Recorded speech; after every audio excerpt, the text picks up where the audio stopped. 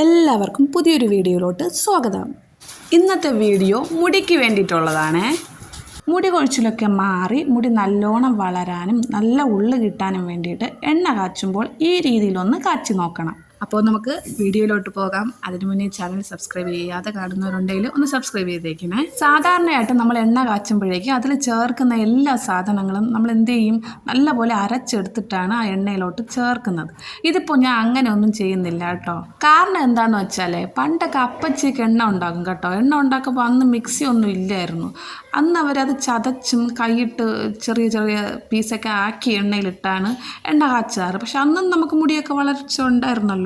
നമുക്ക് ഓരോന്നായിട്ട് നോക്കാം. ആദ്യമായി കറിവേപ്പില ഇതിൽ ചേർക്കുന്നത് എന്തിനാന്ന് വെച്ചാൽ മുടി കൊഴിച്ചിൽ അകറ്റാൻ വേണ്ടിയിട്ടാണ്. കറിവേപ്പിലയിൽ ഒരുപാട് ആൻറ്റി ഓക്സിഡൻറ്റുകളുണ്ട്. അടുത്തത് കയ്യോന്നി എന്ന് വെച്ച് കഴിഞ്ഞാൽ കഞ്ഞുണ്ണി എന്നും ഭൃംഗരാജ് എന്നൊക്കെ അറിയപ്പെടുന്നത് ഈ കയ്യോന്നിയാണ്. ഇതിൻ്റെ ഒരു പ്രത്യേക കഴിവ് എന്താണെന്ന് വെച്ചാൽ നരയും കൊഴിച്ചിലും ഒക്കെ മാറ്റി മുടി ഉള്ളോടെ വളരാൻ വേണ്ടിയിട്ട് ഈ കയ്യോന്നി സഹായിക്കും. അത് കഴിഞ്ഞ് ചെമ്പരത്തിയില ഏതാണ്ട് കറിവേപ്പിലയുടെ അതേ ഗുണം തന്നെയാണുള്ളത്. മുടി കൊഴിച്ചിലേക്ക് മാറ്റുന്നതിന് ചെമ്പരത്തിയില ഒരുപാട് സഹായിക്കുന്നുണ്ട്. ചെമ്പരത്തിപ്പൂ ഉണ്ടല്ലോ, സൂര്യരശ്മികളിൽ നിന്ന് മുടിയെ സംരക്ഷിക്കുന്നു. നമ്മുടെ തലയ്ക്ക് തണുപ്പ് പകരാനും ഹെൽപ്പ് ചെയ്യുന്നു. അടുത്തത് തുളസി.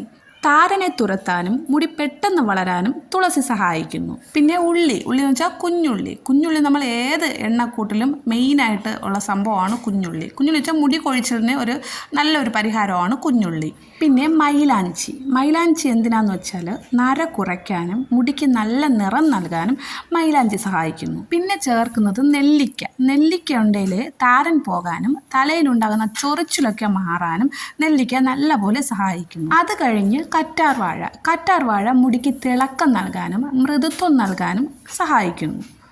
കറ്റാർവാഴ ഇതുപോലെ അങ്ങ് എടുത്ത് ഉപയോഗിക്കുകയല്ല ചെയ്യേണ്ടത്, മുള്ളൊക്കെ ചീകി മാറ്റിയിട്ടാണ്. അത് ഞാൻ പറയാവേ.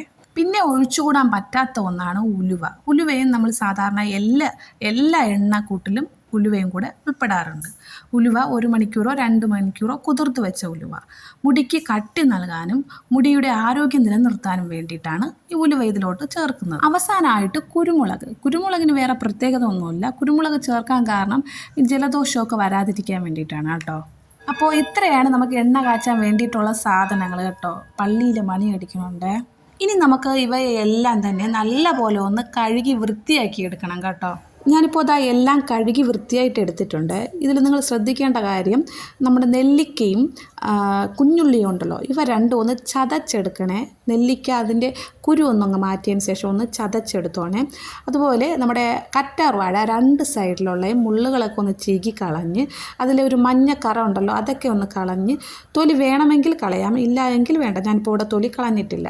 അങ്ങനെ പരുവത്തിലെടുക്കാം. കയ്യോന്നിയും തുളസിയും അതിൻ്റെ കനം കുറഞ്ഞ തണ്ടൊക്കെ നമുക്ക് എണ്ണയിലൊട്ടിടാം കേട്ടോ. തുളസി ഇലയും നമ്മുടെ മൈലാഞ്ചി ഇലയും മാത്രം ഇലകൾ മാത്രം മതി, അതിൻ്റെ തണ്ട് ആവശ്യമില്ല. ഇനി നമുക്കിതിനെ അരയ്ക്കുകയോ പൊടിക്കുകയോ അങ്ങനെ ഒന്നും ചെയ്യണ്ട കേട്ടോ. ആദ്യം നമുക്ക് ആ എണ്ണ കാച്ചുന്ന മൂടുറപ്പുള്ള ചീനിച്ചട്ടി എടുക്കാവേ. ഞാനിപ്പോൾ 1 ലിറ്റർ വെളിച്ചെണ്ണയാണ് കാച്ചാൻ ഉദ്ദേശിക്കുന്നത്. മൂടുറപ്പുള്ള ചീനിച്ചട്ടി ആണെങ്കിലും ഈ ചീനിച്ചട്ടിക്ക് മൂടില്ലാണ്ട് ആടുന്നുണ്ടോ. ഇനി നമുക്കിതിലോട്ട് ആ 1 ലിറ്റർ വെളിച്ചെണ്ണയിൽ നിന്ന് ഏകദാണ്ട് ഒരു 1/4 ലിറ്ററോളം ഒഴിച്ചു കൊടുക്കാവേ. തീ ഒന്നും കത്തിക്കുന്നില്ല, നമ്മൾ വെറുതെ മേശയുടെ മീതെ വെച്ചിട്ടാണ് ചെയ്യുന്നത് കേട്ടോ. ഇനി ഇതിലോട്ട് നമുക്ക് ഓരോന്നായിട്ട് ചേർത്ത് കൊടുക്കാം. ആദ്യം തന്നെ നമുക്ക് കുതിർത്ത് വെച്ച ഉലുവ ചേർത്ത് കൊടുക്കാം.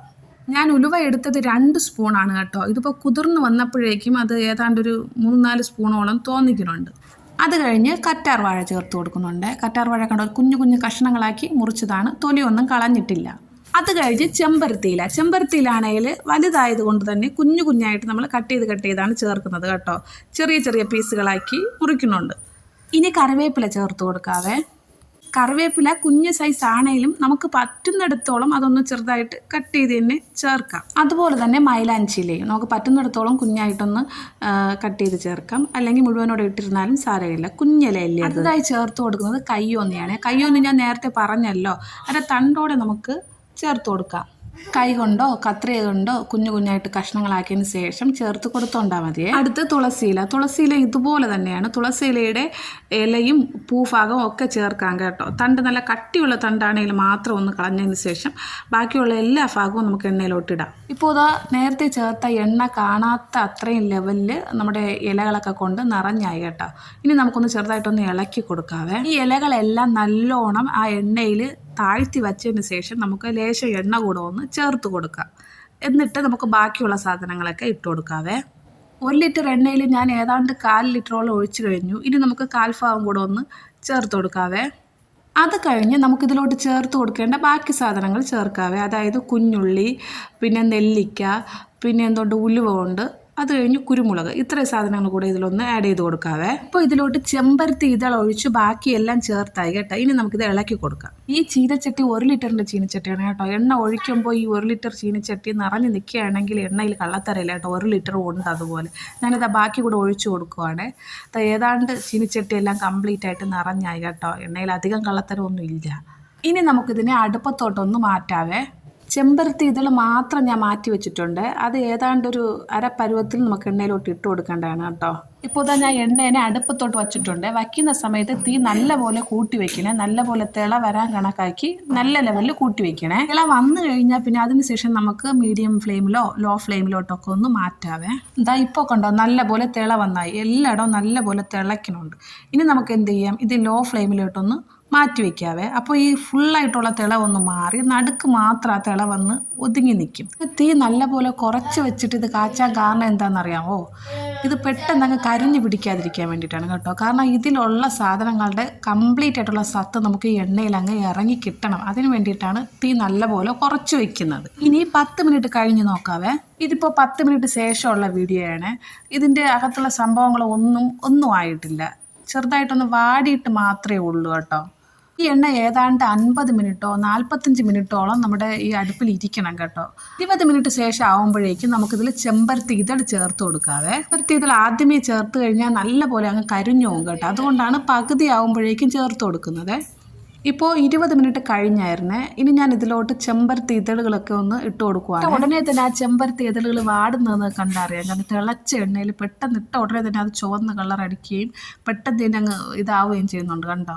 ഈ ചെമ്പരത്തി ഇതൾ പകുതിയിൽ ഇടാൻ കാരണം എന്താണെന്ന് വെച്ചാൽ ഇത് കനം കുറഞ്ഞിട്ടല്ലേ, പെട്ടെന്ന് അങ്ങ് എണ്ണയിൽ കരിഞ്ഞു പിടിക്കാൻ ചാൻസ് ഉണ്ട്. അതുകൊണ്ടാണ്. ഇപ്പോൾ ഇതാ ഏതാണ്ട് അരമണിക്കൂർ കഴിഞ്ഞായിരുന്നേ. അതിൻ്റെ നിറമൊക്കെ നല്ലപോലെ മാറ്റം വന്നിട്ടുണ്ട്. എന്നിരുന്നാൽ പോലും നല്ല രീതിയിൽ അത് പരുവായിട്ടില്ല.